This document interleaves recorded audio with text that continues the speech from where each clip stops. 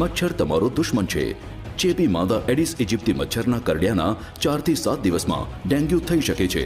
આ મચ્છર પર સફેદ ટપકા અને સફેદ લીટીઓ હોય છે, જે ચોખ્ખા અને શાંત પાણીમાં ઈંડા મૂકે છે. તે દિવસે વધારે સક્રિય હોય છે. ડેન્ગ્યુના લક્ષણો: ભારે તાવ આવવો, માથા, આંખો, સ્નાયુ અને સાંધામાં દુખાવો, ભૂખ ઓછી થવી, ઉલટી થવી અને શરીર પર લાલ ચકામા પડવા. ડેન્ગ્યુના કોઈ પણ લક્ષણ દેખાતા તરત જ ડોક્ટરને બતાવો અને ડોક્ટરે સૂચવેલ સારવાર શરૂ કરો.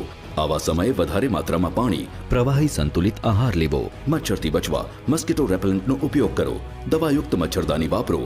બારીની ફરતે જાળી લગાવો અને મચ્છર મારવાની દવાનો છંટકાવ કરો. મચ્છરનો વિકાસ અટકાવવા પાણી ભરવાના વાસણને નિયમિત રીતે ઘસીને ચોખ્ખું રાખો, જેથી ડેન્ગ્યુના ઈંડા નાશ પામે. કુલરમાં જમા થતું પાણી અને ફૂલદાનીનું પાણી કાઢી રોજ બદલો. નકામી બોટલ્સ, ટાયરમાં જમા પાણીનો નિકાલ કરો. સાંજ પડતા પહેલા બારી બારણા બંધ કરી દો.